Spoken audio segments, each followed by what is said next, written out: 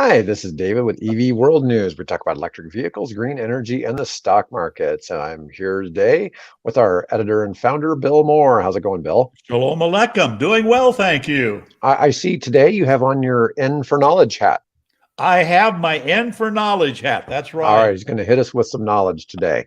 All Oh, right. my hair is just crazy and fuzzy, and I thought, okay, I don't want to distract people, so I get a hat to really distract them. There you go. There you go.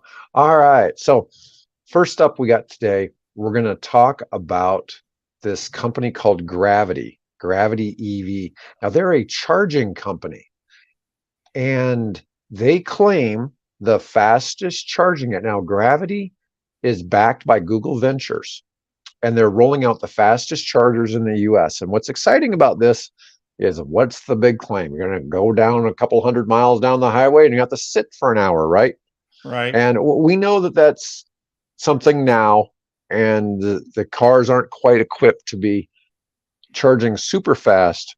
But now this is a little change. Now, these startups chargers, as of Monday, are available for public use at one single location in New York City so far.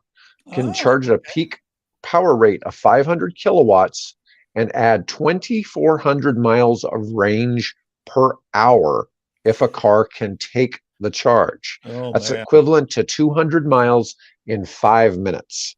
That is not really any longer than somebody. That is insane. Yes. I can't wait. Good. I don't know what that'll do to the grid there in New York City. It'd be interesting to see what the mechanics are of all. And maybe you can ask Mike about that sometime. But yeah, that might be something to discuss with him because that's certainly going to pull some power. Seriously. No question. So that's greater charging power than the latest generation of Tesla Superchargers. So the Tesla Supercharger version 4 is limited to 350 kilowatts. This new one is 500 kilowatts. But some have noted that the Tesla may eventually be able to top 600 kilowatts.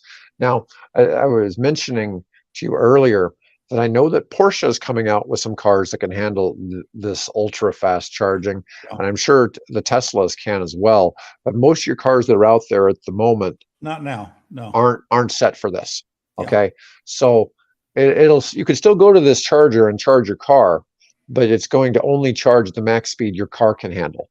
And like some cars, like the Chevy Bolt, it takes, I think, like 45 minutes or something like that to put 200 miles in it.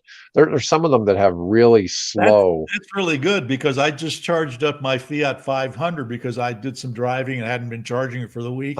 And I was down to battery state of 33%. It took 6 hours to put the rest. And we're talking only a tiny. But that's a level 2 charger at home. That's a level 2 charger. Yeah. Right. Yeah.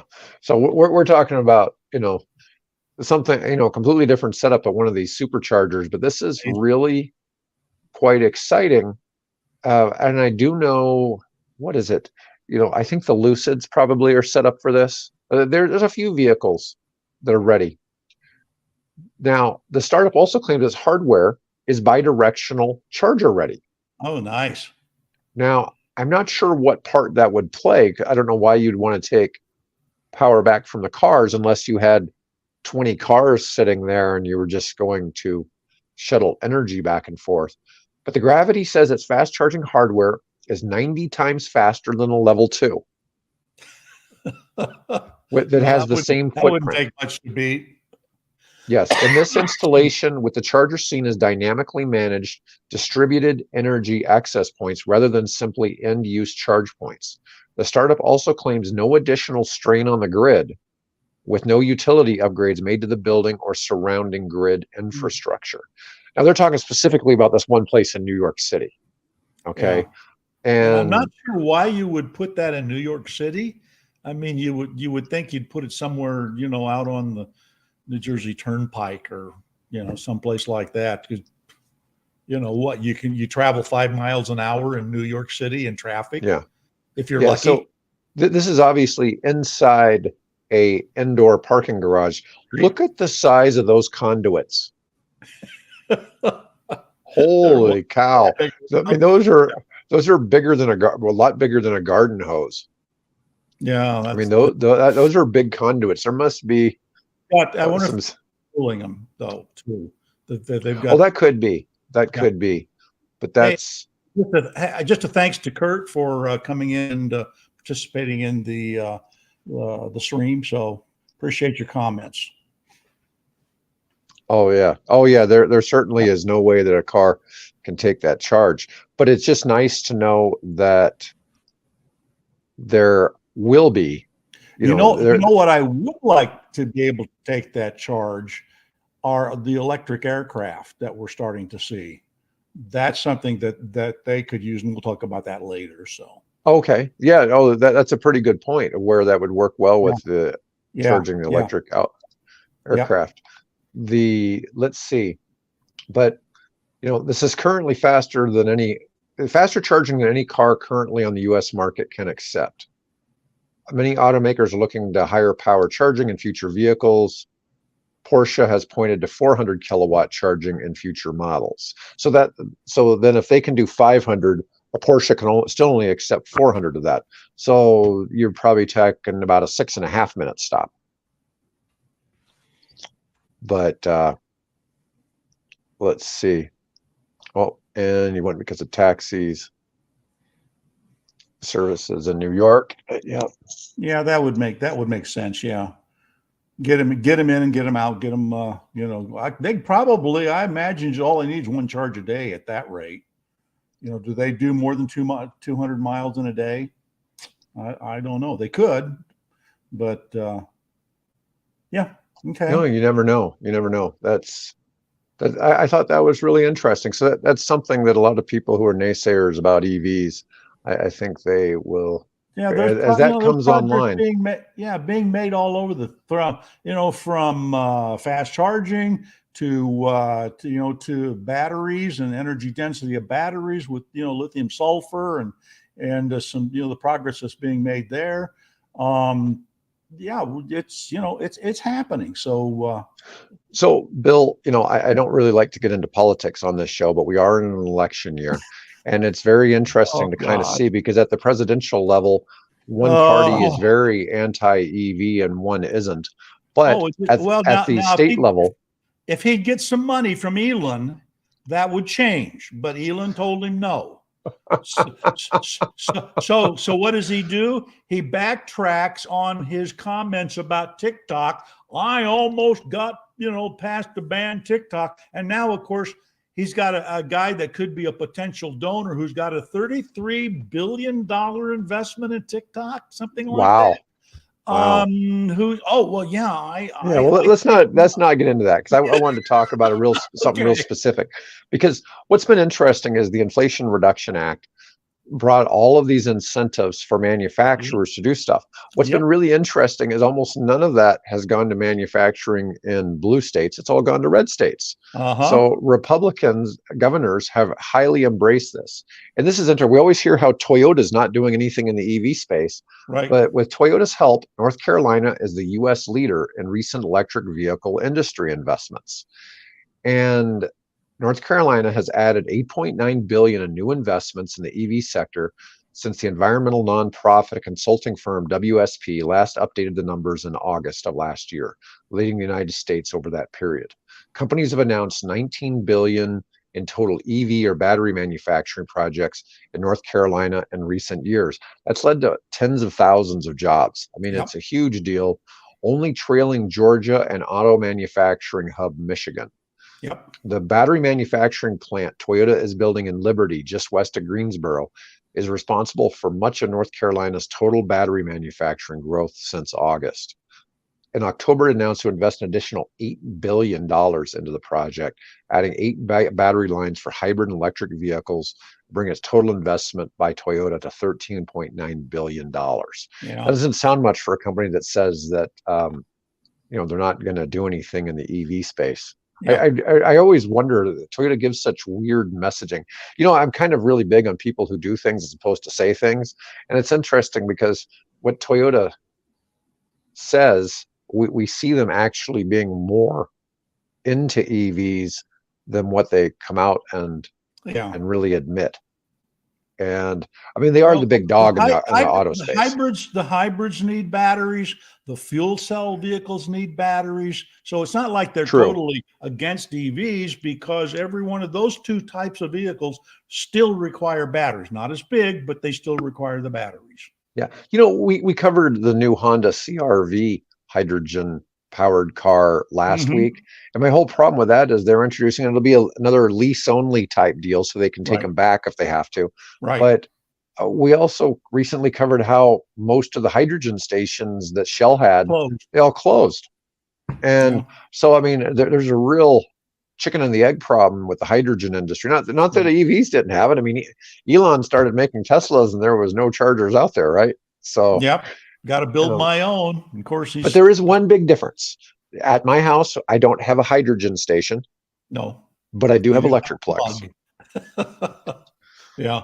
Well, back years ago, when Honda was first seriously got into the hydrogen space, this was the early 2000s.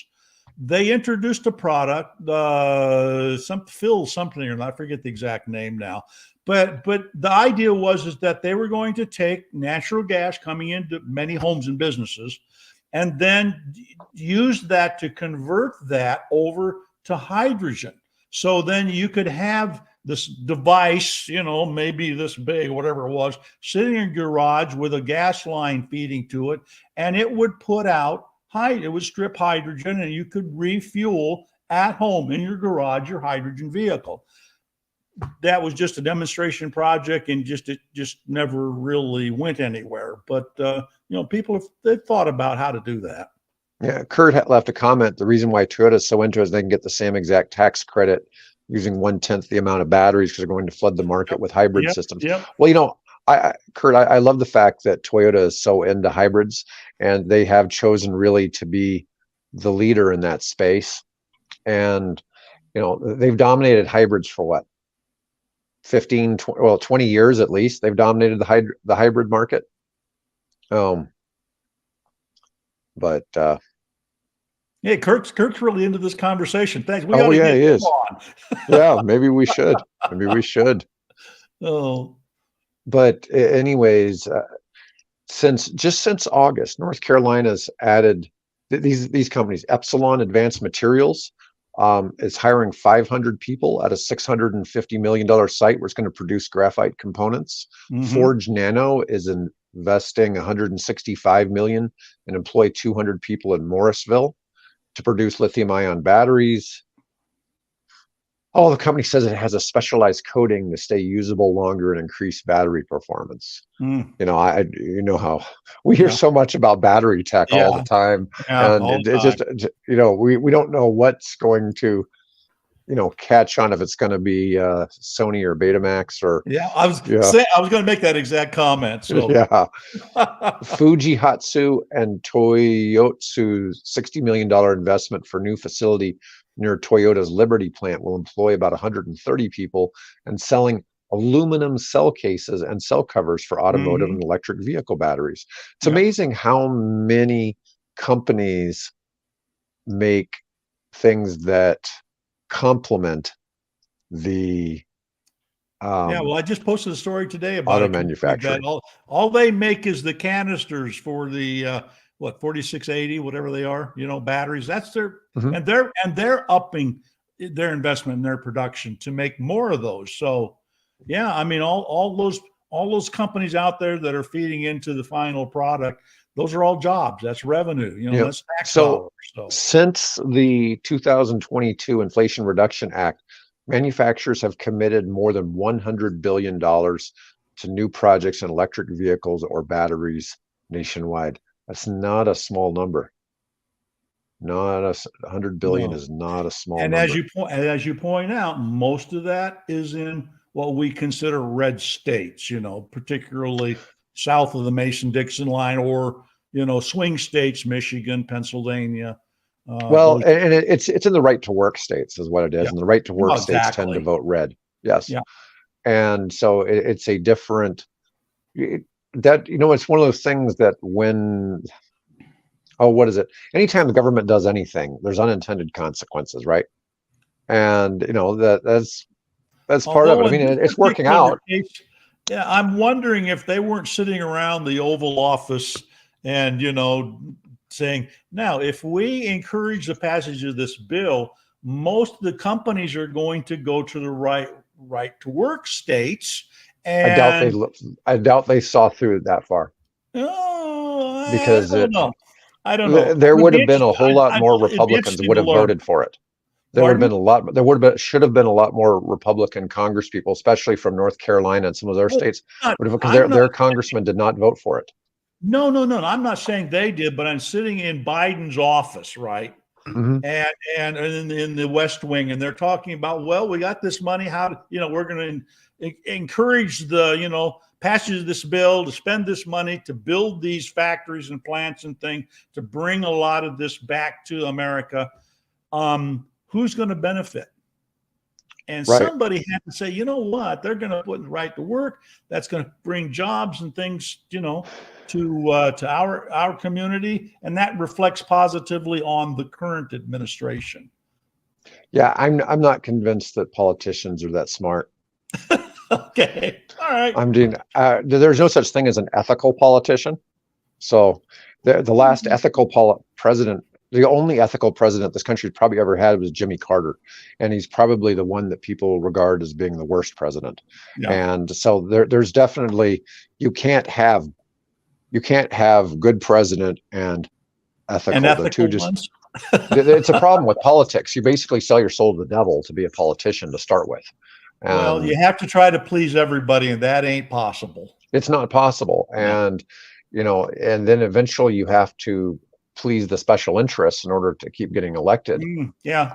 And particularly if they got 33 million or billion, whatever it is, investment in TikTok. Yeah. Anyways, let's talk. I want to just cover this news about Aptera.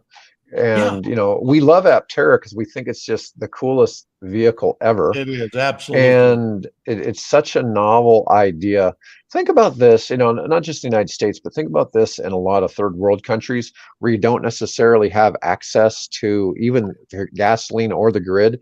And you got a vehicle, and this looks like a Cessna. I mean, it really does look like an aircraft. It's aerodynamic like an aircraft, 2 wheels in the front, 1 in the back. This Aptera is solar powered, and it charges into an NACS charger, which is the Tesla network. Has a 400-mile battery, does 0 to 60 in 4 seconds, and has a top speed of about just over 100 miles per hour. It has power to all 3 wheels, so it has 3-wheel drive. Right. And they have, what is it, like 33,000 pre-orders, or might be even more than that. It's a crazy number, and they just can't quite get off the ground manufacturing wise. And I've had several people that watch the show say, hey, could you nudge Apple to buy them? This would be, I would love that. I think this. But I've seen arguments that maybe the Aptera founders aren't willing to give up enough control to attract the right investor who would put up the cash. They've been trying to do it other ways, and it's really difficult. Well, you saw what happened to Tesla. Although it worked out okay for Tesla, but they went Tesla to had Elon, and Elon eventually kicked them out. So I can look appreciate at this for starters. So when did Tesla really start selling cars? It was around 2012-ish. Yeah. So interest to go back, there was the Roadster, which was basically just a conversion of a Elise. So 2012 was at the end of the recession. Okay. And interest rates hit really low for 11 years. And so 11 years of low interest rates. If Tesla had tried to do that and they were starting now with interest rates where they are now, they'd never survive. Oh yeah. There's no way they would have made it. They were helpful that they were in a 10-year span where interest rates were low and it was really favorable. And I agree. Even then it was tough because they came close. What was it, 2014 or something like that to going bankrupt? So And Kurt, on your Lucid comment there, one of the things is the Saudis own 60% of Lucid. Well, it's so they own most of the stock that's not in the float. And Yeah. so I just don't see any way the Saudis are never going to let that company fail. So And is it, yeah, and is it, would it fit in the mix? I mean, it's an expensive luxury car. Is that, it and of is. course, I guess you could argue that or Apple products are expensive luxury products as well. Hmm. But it if you're looking for innovation in design, you can't beat the Aptera. It's just now, of course, it only seats two people, and it's not an SUV to carry, your dog and three kids. You No, but just, you can camp in it. You can sleep in it. yeah, you can Because camp it's it. long. Yeah, It's yeah, designed. It's got a cool design. It can haul a lot of stuff. You can use it as a camper. There's a lot of other things that are unique about the vehicle. And I'm just saying, if you were looking at it on a worldwide scale, the vehicle would be very useful somewhere where there was no access to electricity or gasoline or generators, because it gets 40 miles a day of charge. yeah. And that's just a, And when you think whole about it, different, yeah, whole that would different actually span. be perfect for people that live in apartments.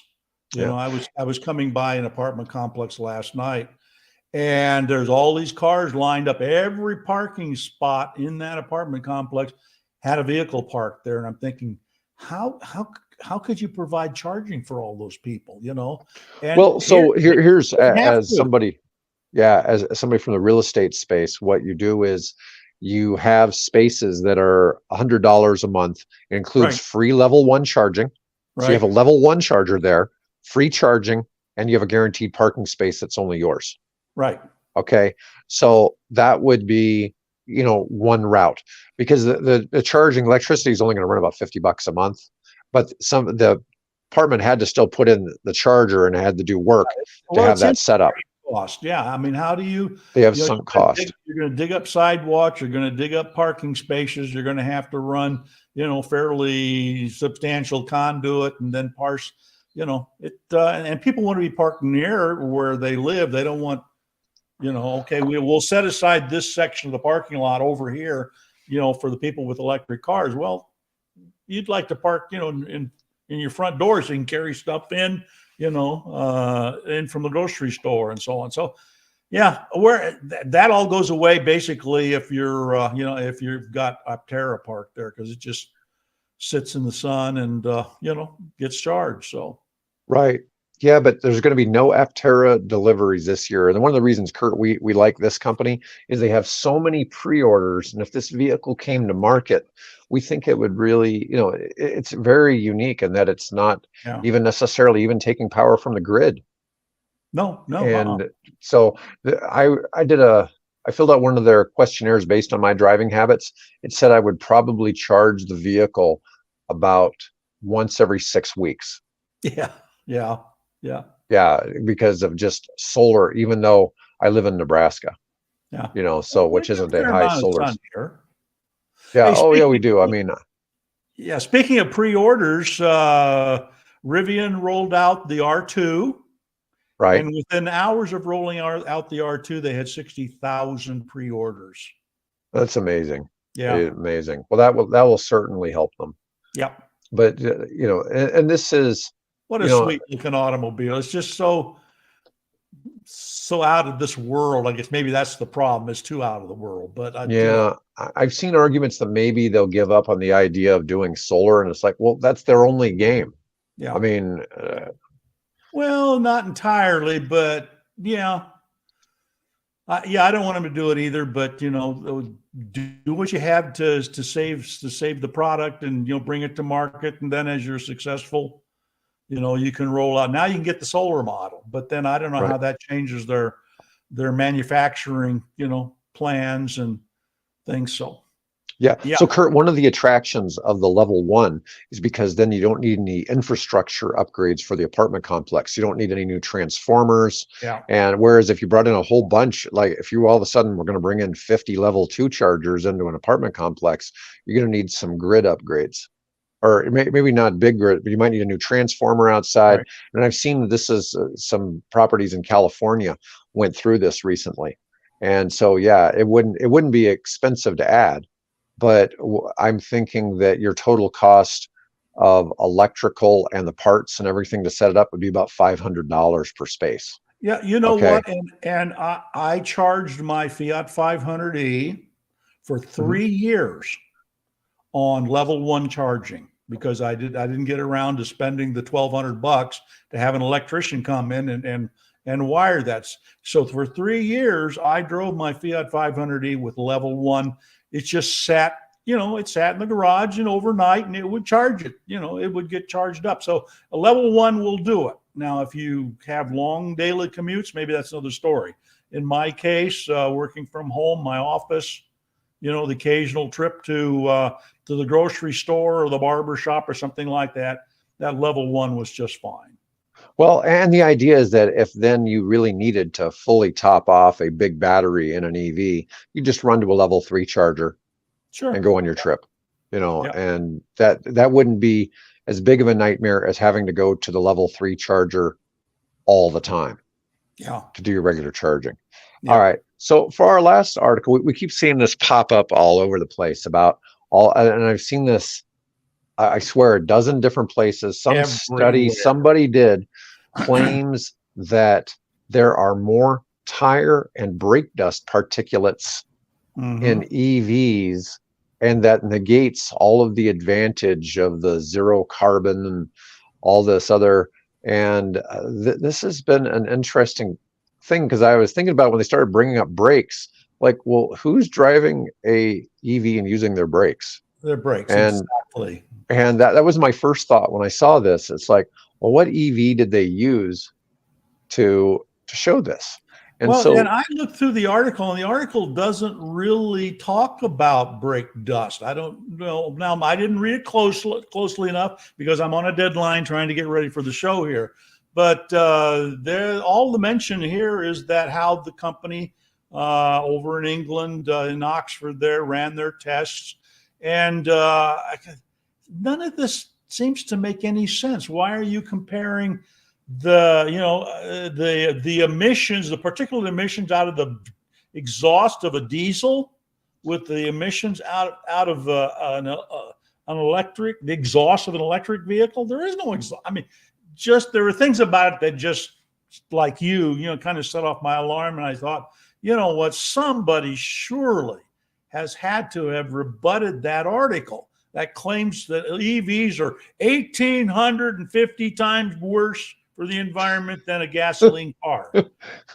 And so I didn't do a lot of research on this thing, but this article from the Royal Automobile Club of England, who has been around for over a century, and their sole mission in life is to encourage automobile drivership, not so well, politically I'll one tell you way or the something funny, other. Bill. I had somebody call me up the other day and ask me about the new Toyota $8,000 pickup truck. And it was all over Facebook about this new Toyota $8,000 pickup truck. And somebody had posted a video. There's a video on YouTube claiming that Toyota is releasing their Toyota Stout pickup truck for 8,000, but the actual starting price is 28,000. But Yeah, all of the videos say 8,000. I don't know if it was they used AI to record it and they just yeah. made a mistake, but this whole thing went viral. And Oh, so all wow. these people think Toyota's releasing an $8,000 Yeah, yeah. gas powered pickup truck. So And anyway, if that's you get a chance, if you want to kind of get what I thought was a very level, fair review of this topic, go take a look. That's my top editor's choice for today. And they go through this thing, and the thing that got my attention was they said, now, if you take the numbers that this testing company in Oxford came up with, the amount of particulate matter that is spun off of an EV tire every mile, and they also did kilometers, and you take that number and you multiply that out by just the standard 16-inch automobile tire, in 4,000 miles, you would have worn the tire down to the rim, which is impossible. So there's obviously something not right about how, I'm not going to denigrate the credibility of the testing organization, but certainly the people that kept repeating this story over and over and over again without doing a little research and a little logic,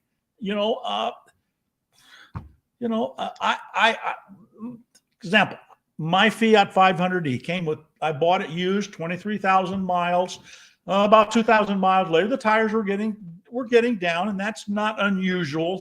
When you buy a car and you run 20, 30,000 miles, you got to replace them. So I got new tires because I didn't want to go into winter with the tires that came on the car. Right. I now have close to 39,000 miles, and I see no wear at all. But if I would have used the numbers that are coming out of this testing organization, I'd have to have already replaced those tires maybe a couple times. So you're not going down to the racetrack down on Highway 34 and drag racing? I'm not because the other thing about this study is they looked at extreme aggressive driving. Like yes. Everybody drives aggressively. No, we don't. There's the odd time when I'm sitting next to a Mustang, whatever it is, not an electric version, because they beat. Well, I told you I'm going to do a video on how driving an EV will increases testosterone and sperm count, and so it may lead to more aggressive driving by EV drivers. based on higher testosterone levels. There's the occasion where I'll sit there at a traffic light next to somebody, and I'm across the intersection before they've left. So that's kind of testosterone, right? There you go.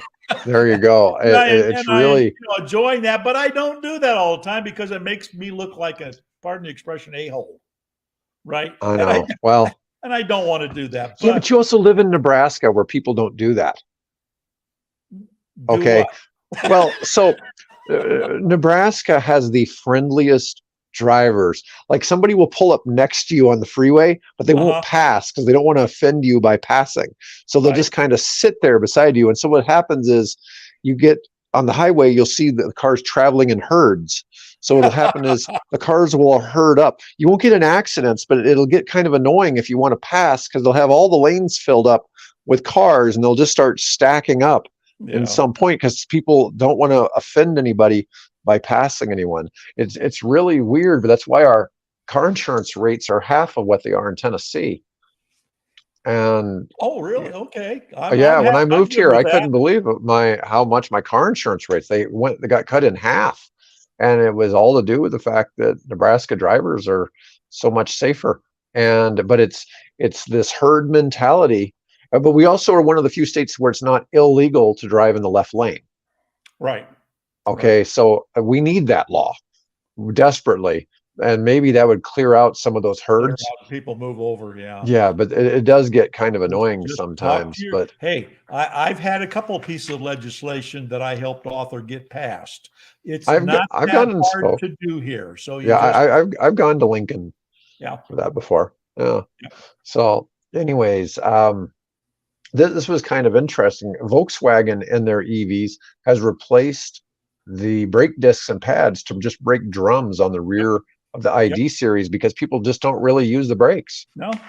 And so regen braking is beautiful. And you see that on my car, a little blue light comes on showing that I'm putting energy back into my battery as I'm touching the brake pad, the brake pedal. So people, if you're not driven an EV, please go take one for a ride and see how nice they are.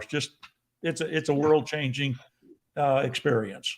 The number one reason people replace EV brakes isn't because of wear and tear. It's because they haven't been used.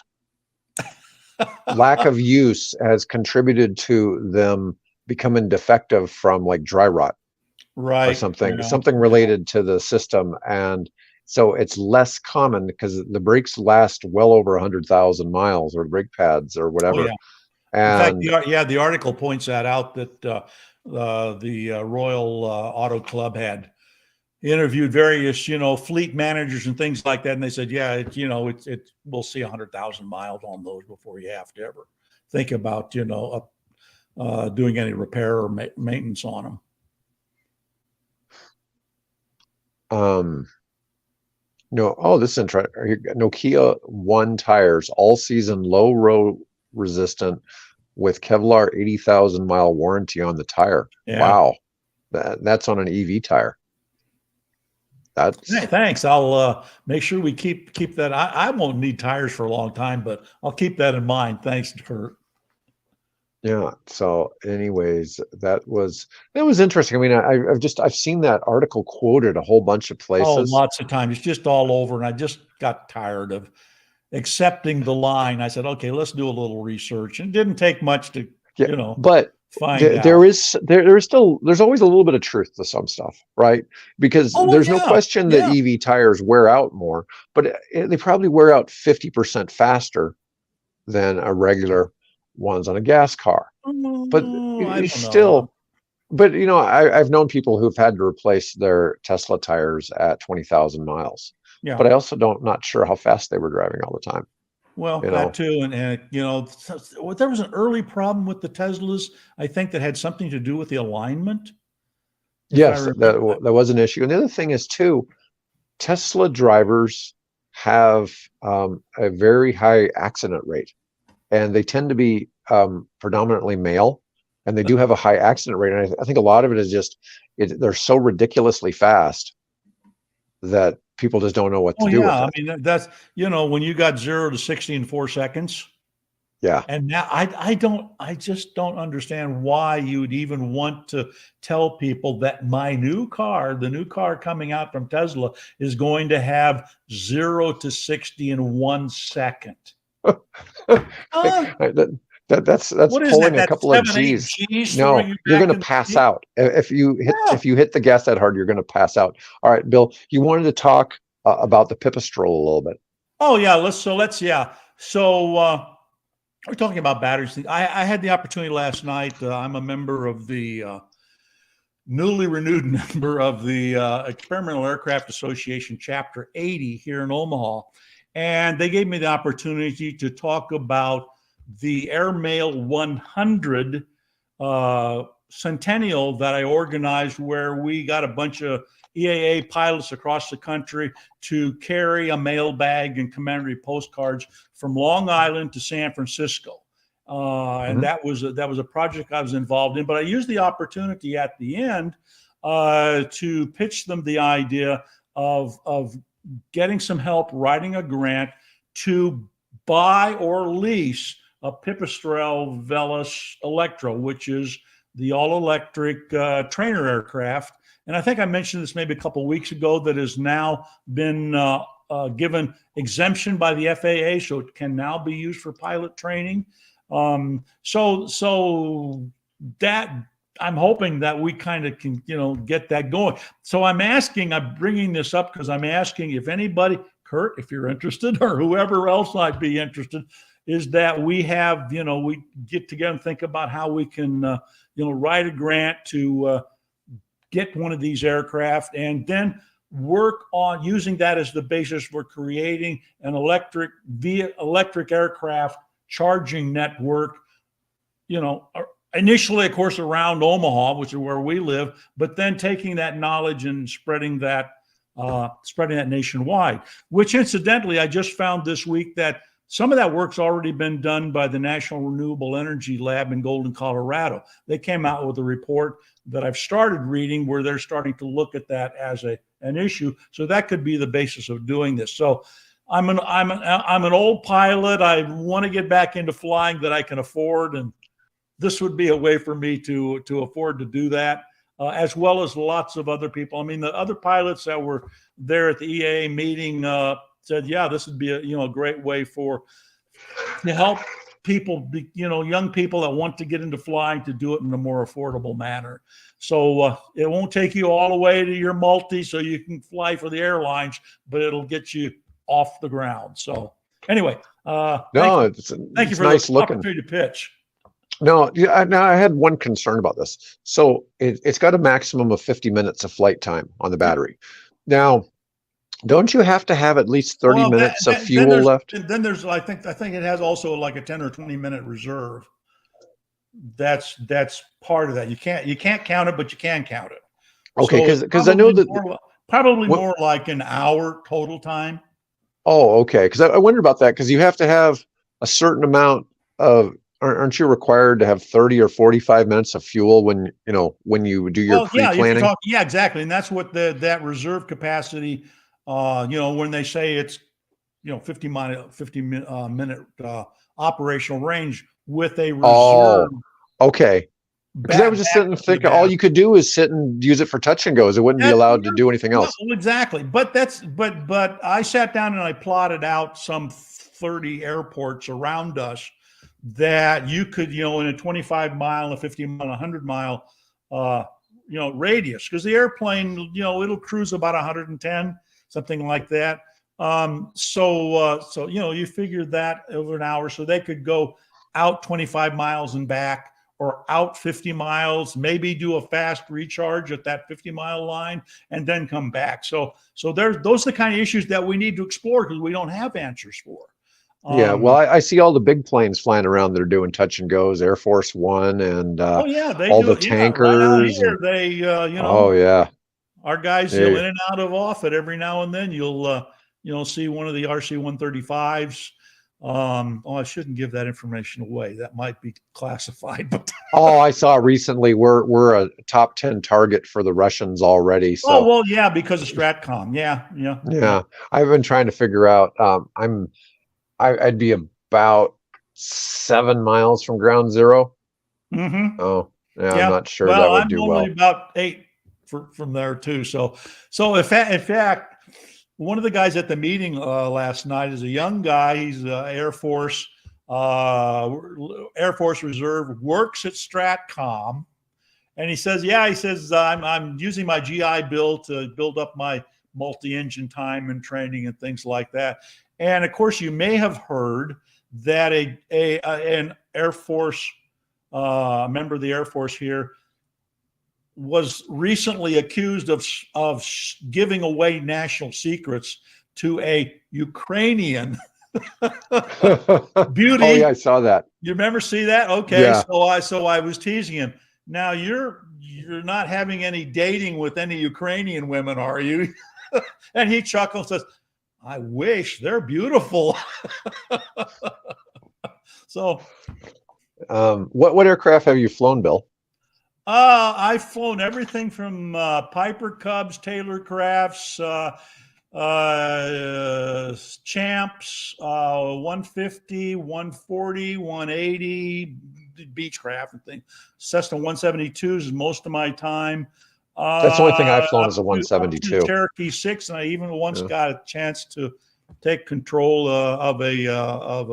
in the back seat of a AT-6, which was a World War II advanced, Yeah, I know what an AT-6 yeah, is. Yeah. training aircraft. So back in my youthful days, I actually flew a T-33 simulator back when Lincoln was an actual Air Force base, and they had trainers there, and one of the trainers was a T-33 trainer, but that doesn't really count. No. And anyway, I crashed it. So Oh God. Yeah. I remember I tried to help somebody with a airline project at one time, and they had some people willing to fund. We were going to fly a 3 airport route between Memphis, Bentonville, Arkansas, mm-hmm. and I'm trying to think of what the Home of third location Walmart. was. It was probably, yeah, home of Walmart.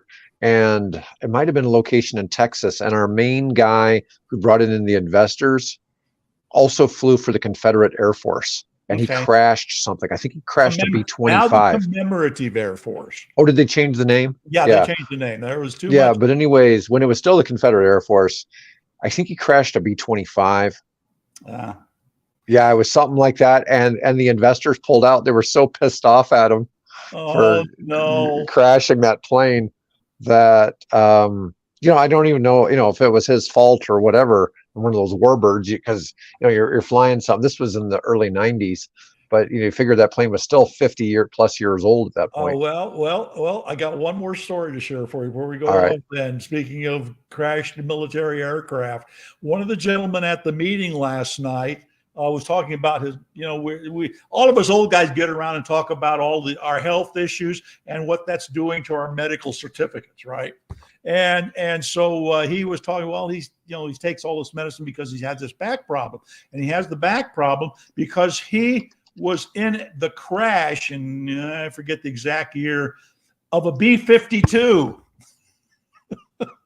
Oh and God. survived that crash. Obviously spent time in the hospital, but still has, medical issues as a result of that. So I don't know, man. Which would you prefer to be, crash in, a B-52 or a B-25? So, Either of those would be pretty horrific, yeah, exactly. Just can't really imagine. It's like, well, and I realize that the B-52s are 50 years old, even the Oh ones we yeah. have Ooh, are flying they? now. It's They're even crazy. old. They're even older than that. First one flew in 19, I think it was 53. But they probably Um, retired that one. That's probably one sitting on that pedestal out in front of the base. yeah, could very well be. No, they're into the H models, which were, I don't know, late 50s, early 60s. And of course, they've Yeah. been rebuilt so many times. They Yeah. This those is suckers still fly. the pictures are Cessna 172, which is about the Yep, most common yep. trainer you probably get here in the United Everybody has States. got some time in a You know, 172. and it's only seats two people. It helps to be No, small. it's each four. Was that one four? Oh yeah, Yeah. 172 seats four people. I guess I've You never been won't in one with carry more you than won't two have in it. you won't carry much luggage and stuff with that. But I've flown one with four people on board. One of my tennis teammates has one of those planes that has the parachute for the whole plane. There was actually recently a family got saved. They had their airplane. It looked like it was probably a Cirrus of some type. Yeah, that's what it is. Were actually the engine had an engine malfunction, and they were saved because they had the parachute.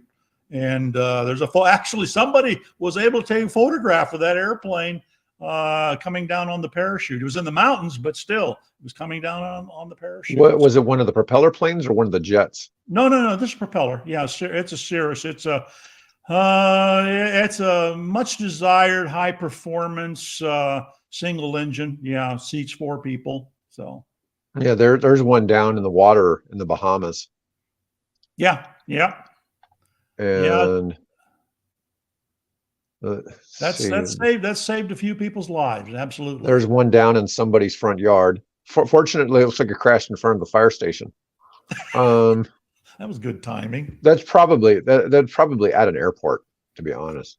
But let's see. Oh, here's one That's that the same shows the airplane. Yeah. yeah, and the parachute's up there on the roof. Yeah, it's very interesting.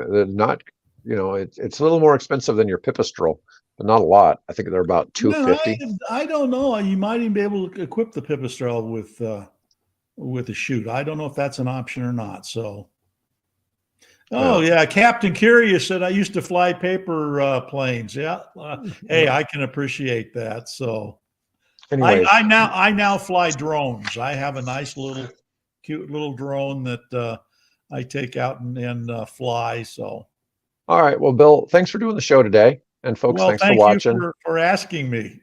No, you're welcome. All right. Anyways, All everybody, right, folks, thanks bye for tuning everybody. in, and have a